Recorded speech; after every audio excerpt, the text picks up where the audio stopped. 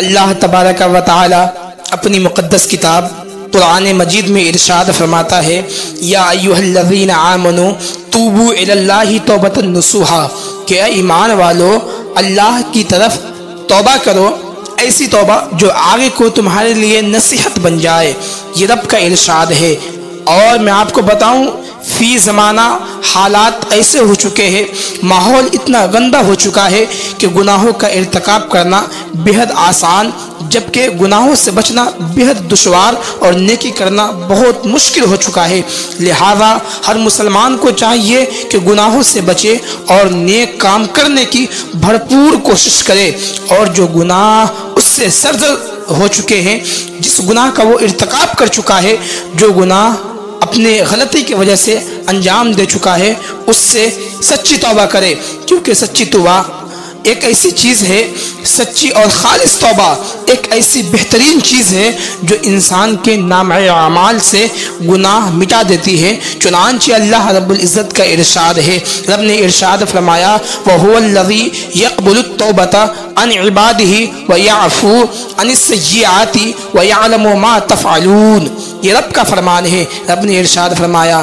اور وہی ہے جو اپنے بندوں سے توبہ کو قبول فرماتا ہے اور گناہوں سے درگزر فرماتا ہے، اور وہ جانتا ہے جو کچھ تم کرتے ہو۔ اللہ اکبر۔ آئیے ہم سمجھتے ہیں حدیث کے ذریعے توبہ کرتا ہے تو بندے کو توبہ سے حاصل کیا ہوتا ہے۔ حضرت عبداللہ ابن مسعود رضی اللہ تعالیٰ عنہ سے روایت ہے کہ نبی کریم صلی اللہ تعالیٰ علیہ وسلم نے ارشاد فرمایا گناہ سے توبہ کرنے والا شخص ایسا ہے جیسے وہ شخص جس کا کوئی گناہ نہیں۔ اللہ اکبر۔ یہ توبہ کرنے کے بعد بندے مومن کی حالت ہے کہ بندہ توبہ کرنے کے بعد ایسے ہو جاتا ہے جیسے کہ ایک وہ شخص جو بالکل ہی پاک و صاف ہے، اس سے کوئی گناہ نہ ہوا، اس شخص کے مثل وہ توبہ کرنے والا شخص ہو جاتا ہے۔ اور ایک اور حدیث پاک ہے، حضرت انس رضی اللہ تعالیٰ عنہ اس حدیث کے راوی ہے، فرماتے ہیں کہ نبی کریم صلی اللہ تعالیٰ علیہ وسلم نے ارشاد فرمایا جب بندہ اپنے گناہوں سے توبہ کرتا ہے تو اللہ تبارک و تعالی اعمال لکھنے والے فرشتوں کو اس کے گناہ بھلا دیتا ہے، اس کے اعضاء کو بھی بھلا دیتا ہے، اور اس کے زمین پر نشانات بھی مٹا ڈالتا ہے، یہاں تک کہ جب وہ قیامت کے دن اللہ تبارک و تعالی سے ملے گا تو اس کے گناہ پر کوئی گواہ نہ ہوگا۔ دیکھیں رب کتنا محبت کرتا ہے بندے سے، یہ نبی کریم فرما رہے ہیں۔ اور میں آپ کو بتاؤں حدیث جو ہے یہ وہی ہے، غیر مطلوب ہے، حدیث بھی اب کا ہی کلام ہے، لیکن اللہ رب العزت کے حکم سے انبیاء کرام رب کے حکم کو، رب کے فرمان کو بندے تک پہنچاتا ہے اپنے لسان اقدس کے ذریعے۔ کہ حضور نے کیا فرمایا کہ جب بندہ مومن اپنے گناہوں سے توبہ کرتا ہے تو اللہ وہ فرشتے جو اس بندے کا اعمال لکھ رہا ہوتا ہے اس سے کہہ دیتا ہے کہ میرے اس بندے کے گناہ کو نہ لکھو۔ اللہ رب العزت فرشتوں کو یہ بلا دیتا ہے کہ وہ بندے مومن گناہ کیا ہے۔ رب کی محبت دیکھے، اللہ زمین پر سے وہ نشانات بھی مٹا دیتا ہے جہاں پہ جا کر کے بندہ گناہ کرتا ہے۔ اب ذرا سوچے تو صحیح، دل پہ ہاتھ رکھ کے سوچے، یہ دنیا والے جو آپ کی غلطی کو بہت ہی پیار سے سنبھال کر کے رکھتے ہیں کہ وقت آنے پہ اس شخص کو ہم بتا سکے کہ تو نے یہ غلطی کیا ہے، اس شخص کو ہم ذلیل کر سکے، ذرا سوچے پتہ نہیں ہم اور آپ کیوں پھر بھی دنیا کی برائیوں میں مشغول ہے۔ میں نے جو آیت تلاوت کی، رب نے ارشاد فرمایا یا ایھا الذین آمنوا توبوا الی اللہ توبۃ نصوحا کہ ایمان والو اللہ کی طرف توبہ کرو، ایک ایسی توبہ جو آگے کو تمہارے لیے نصیحت بن جائے۔